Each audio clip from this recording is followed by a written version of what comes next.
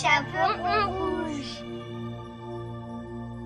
Il était une fois une fille et sa maman qui vivaient dans une maisonnette au bord de la forêt profonde. La petite fille portait un joli capuchon rouge que sa grand-mère lui avait donné. La petite fille l'aimait beaucoup et elle le portait si souvent que tout le monde l'appela le petit chaperon rouge.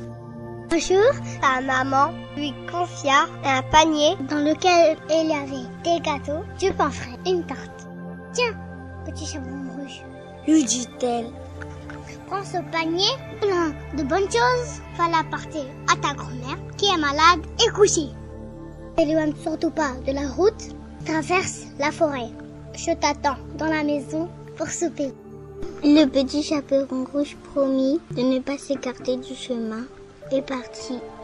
Elle n'était pas encore très loin lorsqu'un loup surgit de derrière un arbre et s'arrêta juste devant elle. « Bonjour, sœur petite, où allez-vous donc de si beau matin ?» Le petit chaperon rouge fut très effrayé et ne voulait pas répondre au loup. Mais comme il avait le chemin, elle répondit comme elle put. « J'apportais pas de suite à ma grand-mère qui est malade couchée. Laissez-moi passer, s'il vous plaît. » Mais le loup reste au milieu de la route. « Et où demeure ta grand-mère » demanda-t-il. « De l'autre côté de la forêt, » répondit le petit chaperon rouge. « Maintenant, je dois me dépêcher, car je dois être de retour à la maison pour le dîner. » Le loup s'écarta. « Bonne route, chère petite, dit-il. J'espère vous revoir bientôt. » Petit chaperon rouge poursuivit son chemin. Le méchant loup avait imaginé un plan. Il leurra le petit chaperon rouge et sa grand-mère pour le dîner. Aussitôt que le petit chaperon se fut éloigné, le loup prit un raccourci à travers bois. Il courut tout le long du chemin et arriva à la maison de la grand-mère bien avant le petit chaperon rouge.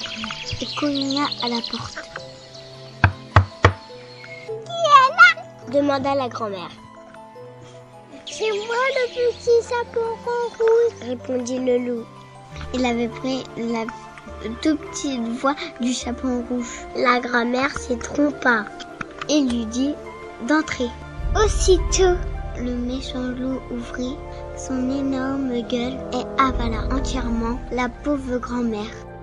Puis le méchant loup mit son bonnet de nuit et ses lunettes. Il sauta dans le lit, se cacha sous une grosse couverture et attendit le petit chaperon rouge. Aussitôt, il entendit frapper à la porte. C'est le petit chaperon rouge avec son panier plein de gâteaux. Le loup imita la voix de la grand-mère. « Entre, la porte est ouverte !» Le petit chaperon rouge entra et posa son panier sur le lit. « Oh, grand-mère, dit-elle, comme vous avez des grands yeux, c'est pour mieux te voir, mon enfant. Oh, grand-mère, comme vous avez des grandes oreilles, s'écria le petit chaperon rouge. C'est pour mieux t'entendre, mon enfant, dit le loup, toujours avec la voix de la grand-mère. Oh, grand-mère, que vous avez de grandes dents, dit encore le petit chaperon rouge, tout effrayé. C'est pour mieux te manger, hurla le loup. Il sauta hors du lit pour attraper le petit chaperon rouge. Mais le petit chaperon rouge se mit à courir, suivi par le méchant loup. Heureusement pour elle, un buisson passait par là et tua le grand méchant loup. Il lui ouvrit le ventre et retira la grand-mère vivante.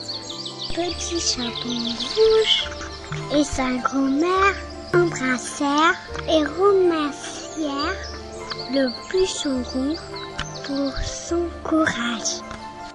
Et tous les trois mangèrent les bons gâteaux que le petit chaperon rouge avait apportés. Et ensuite, le bûcheron ramena chez elle le petit chaperon rouge. Fin! Il lui ouvrit le ventre, et en retira. Et on retira la grand-mère vivante. Vivante? Redis-le. Et ensuite, le bûcheron ramena chez elle. et le bûcheron ramenait chez elle. Chez elle. Le bûcheron ramenait chez elle. Ramena chez elle. Ramena chez elle le petit chaperon rouge. Et là, ils sont des vieux, hein. Ah oui, mais c'est pas la même histoire. Et là, tu dis fin. Fin.